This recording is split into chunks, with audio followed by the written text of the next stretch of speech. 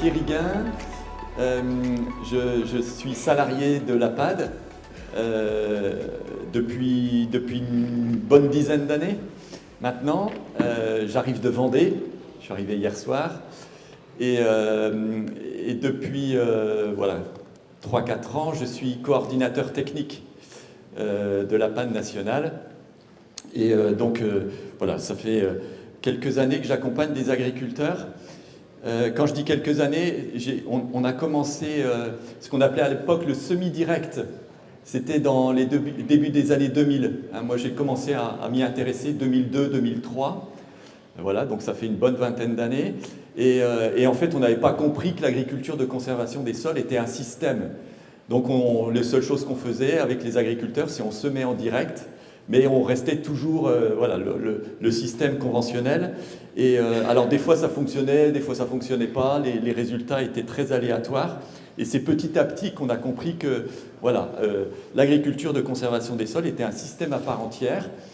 Alors ce que je vais vous présenter ce matin, ça va être quelques notions pour quelqu'un qui serait intéressé pour passer à l'ACS, quelques notions de base pour réussir cette transition. C'est une formation que je fais qui dure entre 2 et 4 jours. Là, j'ai une demi-heure.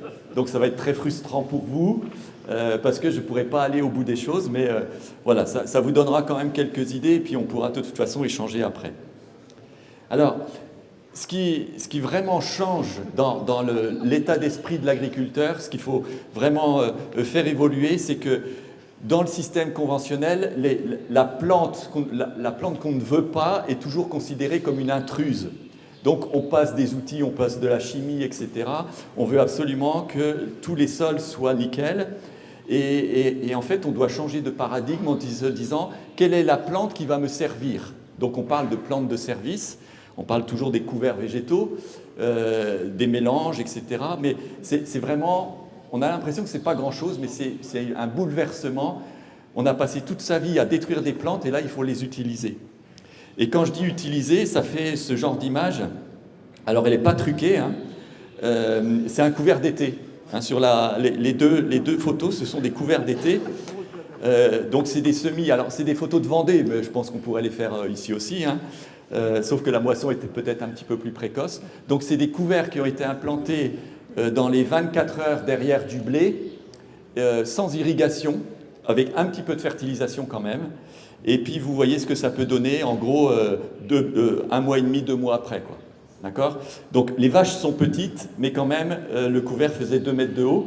Et comme disait Thibaut tout à l'heure, ben voilà, ça stocke du carbone, ça stocke de la matière organique, et puis les animaux sont contents dedans. Voilà, c'est une façon de produire du fourrage à une époque où on ne le fait pas forcément d'habitude. Alors, c'est vrai que quand on change de système, c'est toujours un petit peu... voilà, on est sur un fil et il faut vraiment anticiper ce changement. Quelqu'un qui veut passer à l'agriculture de conservation des sols, comme ça, du jour au lendemain, sans se former, en disant « bah tiens, moi je vais essayer chez moi », je vous garantis, ça ne fonctionnera jamais. Il faut être clair, hein, moi ça fait 20 ans que je travaille avec des agriculteurs qui ont voulu changer. Quelqu'un qui ne se forme pas, qui ne fait pas le boulot, eh ben, voilà, ça peut fonctionner pendant 3-4 ans et puis après le système s'écroule parce que tout simplement il n'a pas mis les bonnes plantes, il n'a pas fait les bons enchaînements. Donc c'est pour ça qu'il y a un changement important à faire et en particulier sur la formation. Alors, j'ai mis 10 règles, j'aurais pu en mettre 25, peu importe. Elles ne sont pas dans un ordre hiérarchique. C'est-à-dire que la 9e que je vais vous donner a autant d'importance que la première. D'accord ? Mais il faut bien les classer à un moment donné. La première chose, c'est que si vous ne mettez plus de ferraille dans un sol, ça veut dire que c'est quelqu'un d'autre qui doit faire le boulot. Un sol, naturellement, se ferme toujours, se compacte naturellement par le climat, etc. Donc ça veut dire que s'il n'y a plus de ferraille, il faut absolument que ce soit des micro-organismes qui le fassent. Alors, micro et macro-organismes. Pour vous donner un petit ordre d'idée, dans un sol qui fonctionne bien, vous prenez 1 cuillère à café de sol, il y a autant de micro-organismes que d'habitants sur Terre. C'est énorme. Mais il faut que ces bestioles, elles viennent. Et elles ne viennent pas comme ça par le plaisir. Il faut qu'elles trouvent les conditions pour bien y être. Et en particulier, il faut absolument que votre sol soit dans un bon équilibre biologique, chimique et physique. On ne commence jamais de l'ACS dans un sol qui est fermé, qui a un pH de 4,5, qui a un taux de matière organique très faible, etc. C'est sûr, les plantes pourront faire du boulot, la nature va récupérer les choses, mais elle va prendre son temps. Elle va peut-être prendre 10 ans. Mais un agriculteur, il n'a pas 10 ans où il ne gagne rien. D'accord ? Donc ça veut dire que la première année où un agriculteur passe en ACS, il faut qu'il fasse du rendement. Il ne peut pas se permettre, voilà, de ne rien gagner. Et donc, il est nécessaire de toujours partir d'un bon état. Donc il faut faire son diagnostic. Hein. Donc ça veut dire un diagnostic physique. Donc il faut apprendre à faire un test bêche. Alors, vous verrez cet après-midi une fosse pédologique. Bon, des fosses pédologiques comme on a ici, vous n'allez pas en faire sur toutes vos parcelles. Hein. Enfin, autrement, vous allez y passer des jours et des jours. Donc ça veut dire qu'il faut apprendre à faire un test bêche. Il faut apprendre à observer. Il faut faire des analyses chimiques de ces sols. Est-ce que j'ai un bon pH, des bons ratios de calcium, de magnésie, etc. Le calcium étant un élément chimique très important, en particulier pour la porosité. Et puis au niveau biologie, est-ce que j'ai des vers de terre? Pas du tout, etc. Et si vous n'avez pas un sol qui est comme ça en bon état, la transition, il faudra peut-être la faire plus lentement que du jour au lendemain. La deuxième chose, c'est qu'il faut aussi réfléchir à, finalement, comment est-ce que je vais pouvoir laisser du carbone au sol. Alors, les éleveurs, des fois, c'est un petit peu difficile, hein, parce que le paillage, jusque-là, il servait aux animaux. Donc, ça veut dire comment est-ce que je remets de la paille au sol. Quand il y a de la production, vous avez vu la photo que je vous ai mise tout à l'heure, un éleveur qui a 2 tonnes ou 3 tonnes de couvert végétal et puis il a des animaux à côté, il va avoir qu'une envie, c'est de mettre ses animaux dans le couvert, ce qui est logique. Mais est-ce qu'à un moment donné, quand est-ce qu'il va pouvoir réapporter de la matière organique pour nourrir la biologie du sol? Un éleveur a un cheptel supplémentaire, c'est qu'il a un cheptel sous le sol. Donc comment est-ce que je le fais, comment je le nourris? Et ça, c'est une vraie réflexion, c'est-à-dire que ça s'anticipe. Ce n'est pas du jour au lendemain en disant tiens, au fait, comment est-ce que je vais donner à manger à mes vers de terre? Et ça, c'est une vraie réflexion. Donc là, par exemple, je vous ai mis une photo. C'est un agriculteur qui est en élevage. Il fait des métailles, donc des mélanges céréales protéagineuses, sur toutes ses parcelles dans des intercultures longues. En fonction de l'année, il récolte une partie de ses parcelles et puis le reste, il laisse au sol. Et c'est ça. Et il va laisser au sol plutôt dans les parcelles qui sont les plus, qui en ont le plus besoin, qui ont le plus besoin de matière organique. D'accord ? Donc il va faire son choix comme celui-là. Mais ça veut dire qu'il a investi. Il a investi de la semence, éventuellement de la fertilisation, pour faire des couverts qui font le maximum de biomasse. Donc ça, il faut, dans la construction de sa rotation, comment est-ce que j'inclus mes couverts végétaux? Il y a une vraie réflexion aussi sur tout ce qui est matière organique, qui est le vrai carburant. La matière organique, si vous voulez, c'est celle qui tamponne tous les excès des sols, que ce soit des excès d'hydromorphie, des excès de sols sableux, argileux, limoneux. Donc il y a vraiment une réflexion sur cette matière organique et comment est-ce que je l'intègre dans la réflexion et en particulier comment je réfléchis à son augmentation. Alors, ça c'est aussi une photo, donc ça vous reconnaissez, donc les coronaires du maïs. C'est aussi apprendre qu'une plante, elle n'est pas inerte dans un sol. Pendant longtemps, on a cru qu'on met une graine et puis après la plante se débrouille. En fait, la plante modifie le milieu dans lequel elle est pour le mettre à sa disposition. Là, clairement, ce que vous voyez qui goûte au bout des coronaires, c'est du sucre. Si vous goûtez, c'est vraiment du sucre, c'est du glucose. C'est issu de la photosynthèse. C'est-à-dire que la plante fait de la photosynthèse et pour un maïs, potentiellement, entre 30 et 50% du sucre qui est produit par la photosynthèse sert à nourrir la biodiversité du sol. Mais une plante ne fait pas ça gratuitement, elle le fait parce qu'en contrepartie, le sol, et en particulier les champignons, vont lui donner une partie des éléments dont elle a besoin. Et on a longtemps pensé que les plantes se nourrissaient uniquement de NPK. Alors je résume fortement, plus les autres éléments. En fait, on sait aujourd'hui que les plantes se nourrissent directement d'acides aminés. Elles peuvent faire rentrer dans leur système racinaires des acides aminés, c'est-à-dire des molécules plus complexes que juste NPK. Et pour elle, c'est vraiment un gain intéressant, puisque faire une molécule telle qu'un acide aminé, ça lui demande de l'énergie. Si elle peut le prendre directement parce que le champignon a fait déjà cet acide aminé, c'est autant gagner pour elle. Et ça lui permet de faire derrière des molécules plus complexes, des lipides, etc., qui lui permettent de lutter davantage contre les champignons. Donc vous voyez un petit peu toute cette évolution. Et du coup, la plante est vraiment active à partir du moment où on a un sol vivant. Ça, c'est ce qu'on appelle les cabanes de vers de terre. Donc vous voyez, c'est en fait le ver de terre se fait son garde-manger au-dessus du sol. Donc il a son trou et il fait son garde-manger. Et vous voyez que quand il n'a pas assez à manger, en fait, il prend directement des racines des feuilles de maïs et puis il les introduit dans son trou et il les mange tranquillement. Il faut savoir qu'un ver de terre, dès qu'il sort, il est en danger puisque les oiseaux sont là. Donc il sort le moins possible ou il sort la nuit. Il met un petit amas de paille au-dessus de lui et puis il mange la journée tranquillement en restant dans son trou. Donc vous voyez, ça fait partie, je trouve que c'est des photos qu'on ne voit pas dans le système conventionnel parce que quand on bouleverse tout, on ne voit pas ce genre d'image.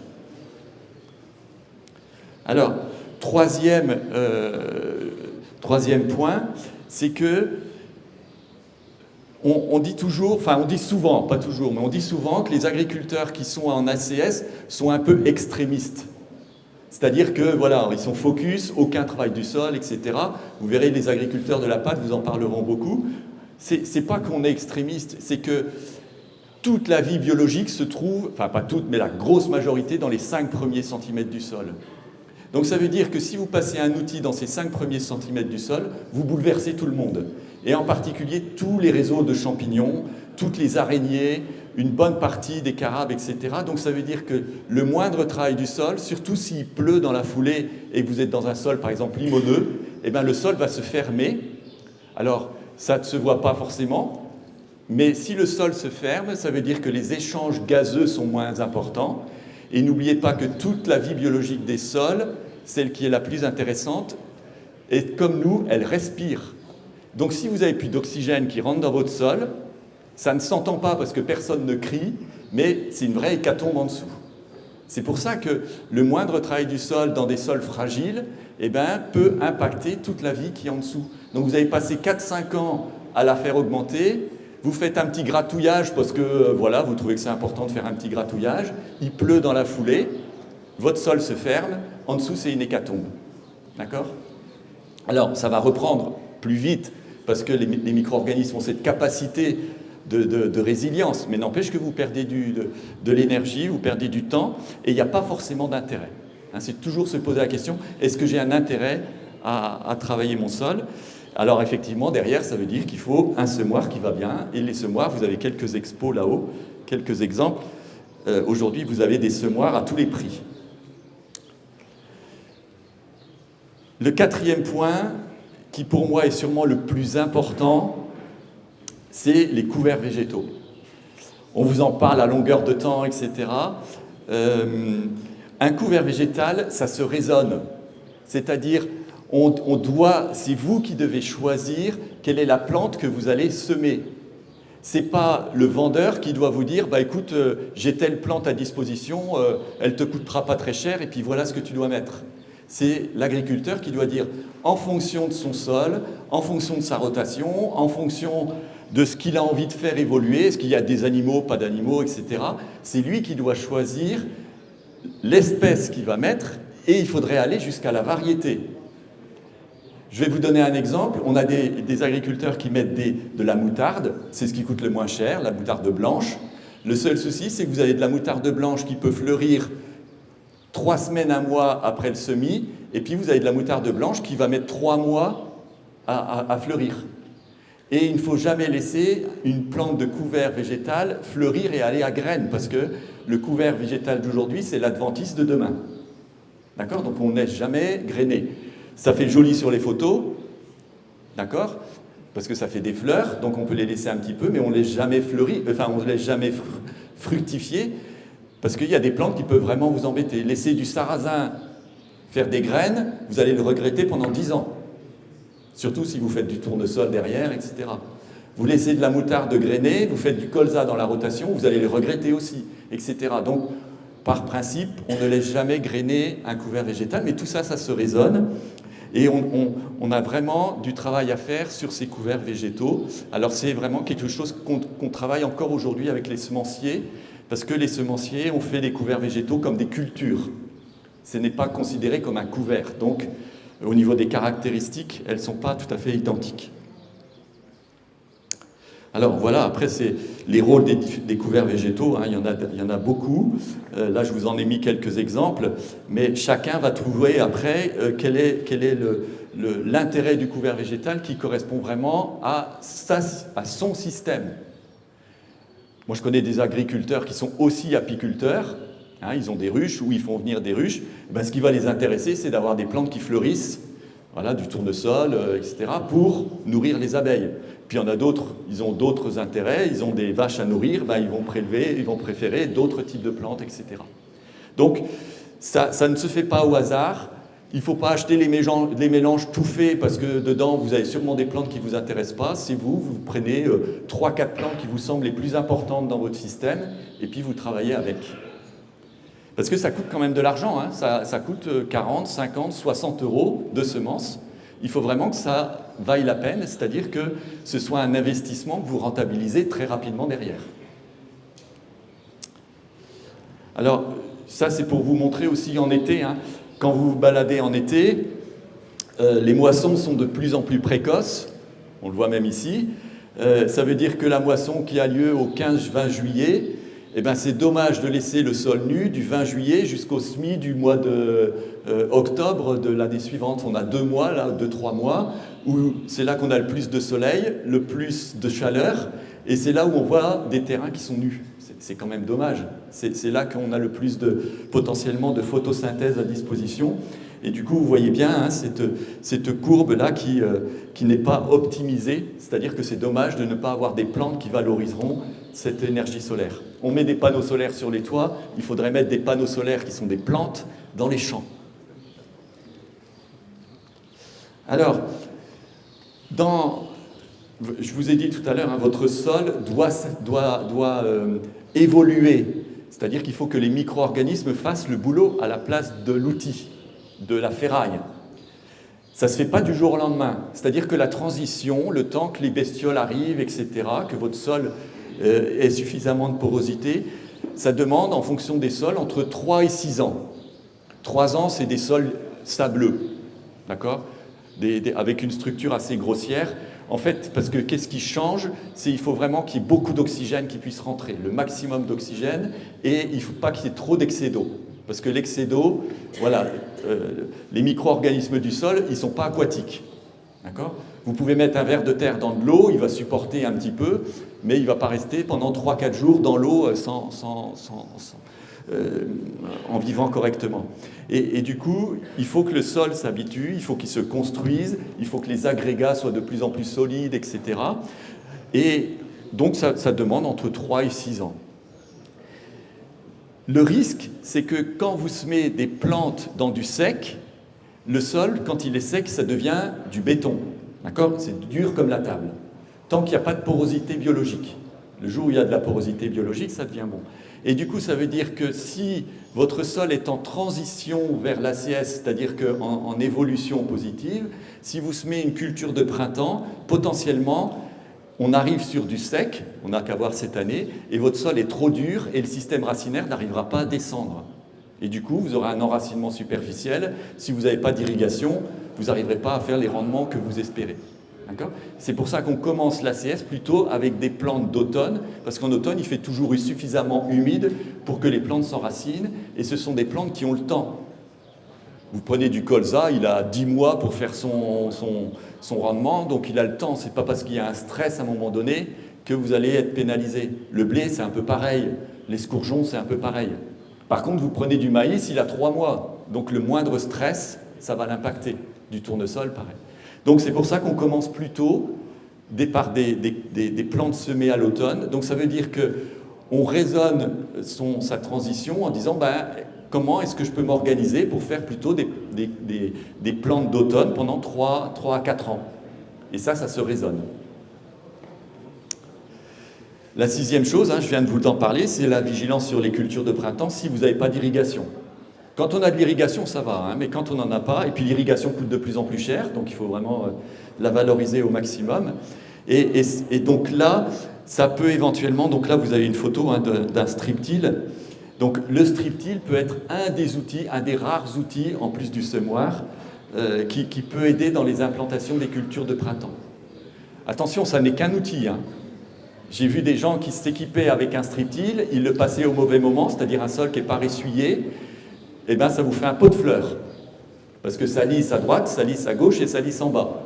Ce qui fait que le maïs descend très vite dans le profil, mais il n'arrive pas à explorer à droite, à gauche et aux profondeurs. Donc au moindre coup de sec, au 15 juillet, coup de sec, le maïs sèche sur pied et il ne fait pas de rendement. Donc c'est bien, un strip-till est bien un outil à utiliser au bon moment. La septième chose, c'est qu'il faut toujours anticiper ce qu'on doit faire. C'est pour ça que dans le cadre des formations, etc., on travaille toujours de façon individuelle à l'agriculteur, c'est-à-dire comment est-ce que tu vas pouvoir faire ta rotation pour nourrir tes animaux, pour gagner ta vie, etc., tout en faisant passer, tout en passant en ACS. Donc là, vous voyez, c'est pour dire, parce que souvent, moi j'entends, ouais, mais en ACS, on fait moins de rendement. Bon, ça, c'est du maïs qui a été semé en semis direct pur, sans aucun strip-till, sans rien du tout. Vraiment, on ouvre la ligne de semis, on met le maïs et on referme. Bon, vous voyez la hauteur du maïs. Voilà, il n'y a pas. Ça veut dire que quand on sait faire, ça fonctionne. C'est un système qui fonctionne. Il ne faut pas dire, je vais partir vers l'ACS et je vais faire 20% de moins de rendement qu'avant. C'est pas vrai. Si vous faites 20% de rendement en moins, c'est qu'il y a un truc que vous ne savez pas faire. Donc là, il faut accompagner. Ensuite, le huitième, c'est l'observation. Alors, je vous ai dit, ce n'est pas l'ordre, ce n'est pas un an, ce n'est pas la huitième étape, ça peut être presque la première, c'est-à-dire que la première chose que vous devez faire, même avant d'acheter un semoir, c'est acheter une bêche.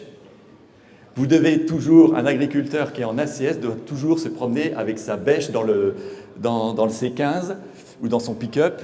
Il doit toujours se promener avec sa bêche et faire toujours des trous et regarder et re-regarder tout le temps. Alors, au bout de quelques années, il n'y a plus besoin. Mais les bouts de champ, alors moi j'en anime beaucoup des bouts de champ, mais quand je vois les bouts de champ où les agriculteurs sont les mains dans les poches et puis on regarde les cultures et puis personne n'a de bêche, il y a un truc qui ne va pas parce que tout se passe en dessous. Ce que vous voyez au-dessus, c'est comme un iceberg, vous voyez que la partie immergée. Ce qui est important, c'est en dessous comment ça se comporte. Donc on se balade avec sa bêche et puis on fait des trous et puis on observe. Et ça s'apprend aussi. Un test bêche, c'est ça s'apprend, comment on fait, qu'est-ce qu'on observe, quels sont les indicateurs les plus pertinents. Et ce qu'on peut observer aussi, donc voilà, je vous ai mis deux exemples. En haut, c'est une crucifère, en bas, ce sont des radis qui sont aussi des crucifères, mais différemment. Et du coup, vous voyez que le système racinaire vous informe, est-ce que je dois passer une dent ou non? Parce qu'on a toujours cette question, il faudrait peut-être que je retravaille mon sol. Ok, tu peux retravailler ton sol, mais quel est l'intérêt? Est-ce que tu as été voir? Non, mais j'ai l'impression qu'il faut que je le passe, ça fait 3-4 ans que je n'ai pas travaillé mon sol, il faut peut-être que je remette de la porosité. Eh bien, on va voir, et puis on regarde le système racinaire. Eh bien, quand on voit ça, que ce soit la photo du haut ou du bas, là, il y a quelque chose, il y a un problème, effectivement. Alors, pendant tout un temps, en ACS, on disait, c'est pas grave ça, on va mettre un couvert végétal, et puis ça va décompacter ce truc-là. Je vous répète ce que je vous ai dit tout à l'heure en introduction, la nature va le faire, mais elle va prendre son temps. C'est-à-dire que cette zone compactée, là, qui est à 7-8 cm, elle va le décompacter. Mais ça va prendre du temps, et pendant ce temps-là, vous allez perdre en rendement.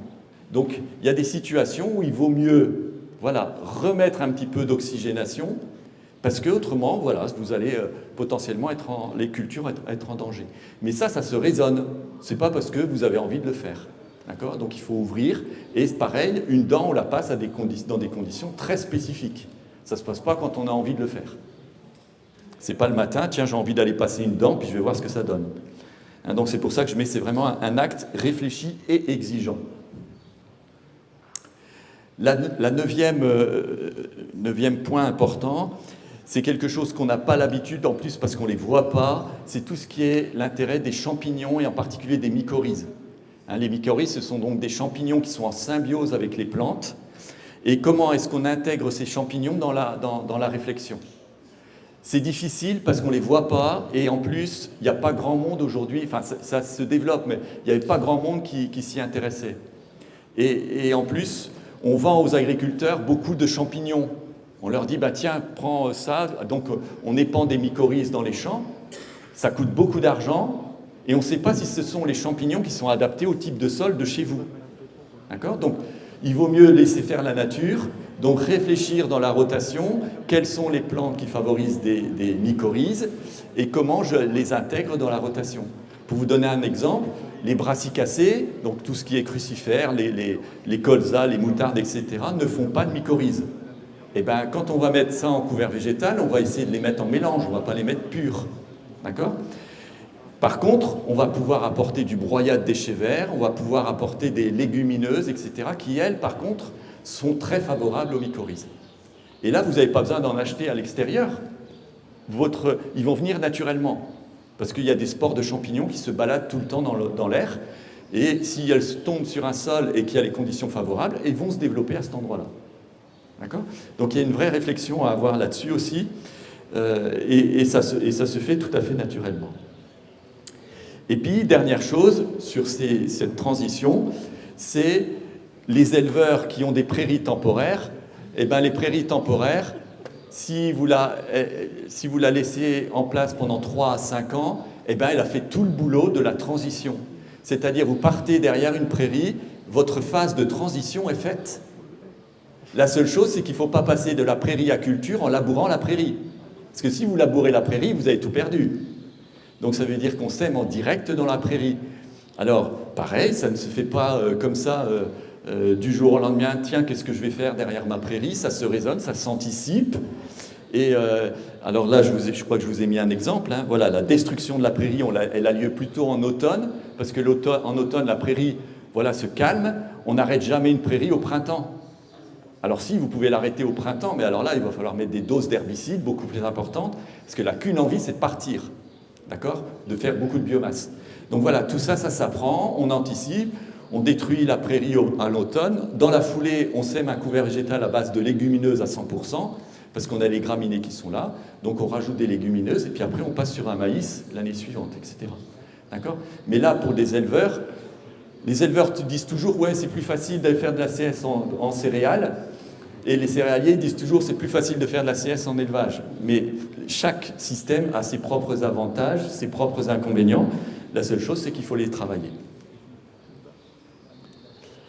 Alors, les évolutions économiques, donc on vous en a parlé un petit peu ce matin, donc je ne vais pas trop m'apesantir dessus.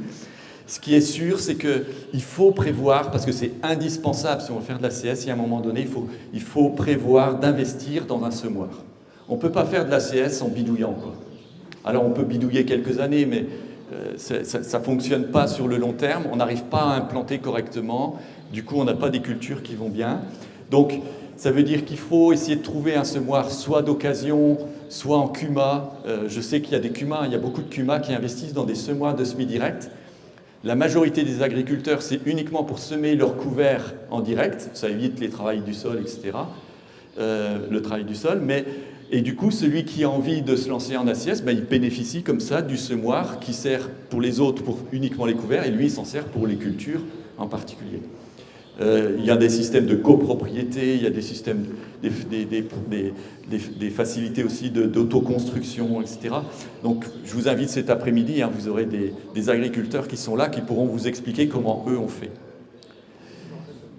Il y a des évolutions à avoir, c'est-à-dire que vous allez dépenser moins de gasoil, mais cette économie-là, ce n'est pas juste pour rentrer dans votre poche. Il faut prévoir d'investir dans des semences. C'est-à-dire que, voilà, il ne faut pas imaginer, parce que ça a été le cas pendant tout un moment, on se disait, je vais passer en ACS, comme ça je vais avoir moins d'intrants. Ce n'est pas vrai les premières années. Ça vient petit à petit. Au bout de 5-6 ans, on commence à diminuer les charges, en particulier en azote, en particulier en fongicides, en insecticides, etc. On a des évolutions positives. Mais les premières années, tous ceux qui ont voulu faire des économies en herbicides, des économies en engrais azotés, etc., ils ont vu les rendements qui baissaient. On ne fait pas d'économie au début. Parce qu'on investit dans le sol. Et ça coûte un petit peu d'argent. Et ça veut dire qu'il y a toute cette réflexion-là, et il faut se méfier aussi alors je ne leur jette surtout pas la pierre parce que c'est compliqué, mais dans les centres de gestion, souvent quand ils voient quelqu'un qui passe en ACS, ils disent « Ouah, regarde, ton poste de semences a énormément augmenté par rapport à avant », parce qu'ils ne voient l'achat de semences que comme une dépense dans les charges opérationnelles, alors que c'est un investissement. D'accord ? On fait ça parce que petit à petit, le sol va devenir de plus en plus résilient. Donc il y a aussi cette évolution-là à faire. Et puis quelque chose qu'on oublie, enfin moi je trouve qu'on oublie trop souvent, c'est les évolutions psychologiques. Franchement, ne plus travailler les sols, c'est la première chose que vous allez avoir, c'est vos voisins, c'est l'amont et l'aval, c'est pour certains les parents, voire les associés dans un GAEC, qui vont dire « Non mais te lance pas dans ce machin, tu vas te planter, ça va pas marcher, etc. » Alors, il y en a beaucoup qui me disent « Non mais c'est bon, moi je résiste. » Vous ne résistez pas très longtemps. Hein. Juste pour l'anecdote, un agriculteur qui était dans une CUMA passe en ACS, les gens de la CUMA lui disent « Non mais toi quand tu vas prendre un outil, tu payes dès le début. D'accord ? On ne va pas faire les comptes à la fin de l'année parce que tu risques de faire faillite dans l'année. » D'accord ? Donc il faut l'accepter ça. Quand vous avez le chauffeur de la CUMA qui va dans une des parcelles qui est un peu moins belle que les autres, dit « Ouais, j'ai été enfilé chez machin, tu verrais, il a se mis en direct, mais c'est un peu la cata chez lui. Hein. » Et tout ça, ça se sait, et l'agriculteur, lui, il n'est pas au courant, il l'apprend après par derrière. Et ça, c'est difficile. Quand vous avez les parents, parce qu'ils ont vu, les parents ont souvent vu l'évolution au moment de la guerre, là où il fallait produire, etc. La charrue, c'est ce qui aussi a permis une forte augmentation des rendements. Donc ils sont restés un peu sur ce schéma-là. Et de voir le fils qui fait le changement et qui arrête de travailler les sols et qui met des plantes et puis que c'est pas nickel comme chez tous les voisins, il y a des parents pour lesquels c'est difficile d'observer ça. Pareil, petite anecdote, il y a un agriculteur qui m'a dit j'étais parti le week-end en week-end avec la famille, on est parti se promener, et il est revenu le lundi matin, son père avait labouré une partie des champs parce que vraiment c'était trop difficile, quoi. Il a dit non mais je te rends service. Donc vous voyez, et ça on le sous-estime parce que c'est quelque chose qui peut être potentiellement difficile parce que c'est pas encore rentré tout à fait dans les mœurs. Et ça, donc il faut l'accepter, et c'est toute l'importance d'avoir des collègues agriculteurs qui sont dans le même système parce que ça permet des fois de se réconforter. Et puis, je termine, je pense que vous l'avez compris, on ne passe pas à l'ACS comme ça du jour au lendemain sans se former, sans être accompagné. Donc là, je fais un petit peu la pub, mais à la PAD, voilà, on est un centre de formation, on accompagne les agriculteurs. Je vous ai parlé des couverts végétaux. Moi, je fais une formation sur les couverts végétaux, ça dure 7 heures. On prend 7 heures pour faire les couverts végétaux. D'accord ? Là, je vous en ai parlé pendant 2 minutes. La transition vers l'ACS, on prend 2 à 4 jours. Le choix du matériel, on prend aussi du temps, etc. D'accord ? Donc, et ça, il vaut mieux se former, prendre son temps, mais ça ne veut pas dire que la formation, on fait toutes les formations, et puis on y passera une fois qu'on aura fait toutes les formations. Parce que moi, je vois, il y a des gens, en Vendée, je vous dis, moi, ça fait 20 ans que je travaille le truc, il y a des gens, ça fait 10 ans qu'ils se forment, mais ils sont toujours en conventionnel. Puis non, mais je ne suis pas encore au top, il faut encore que je me forme pour y aller.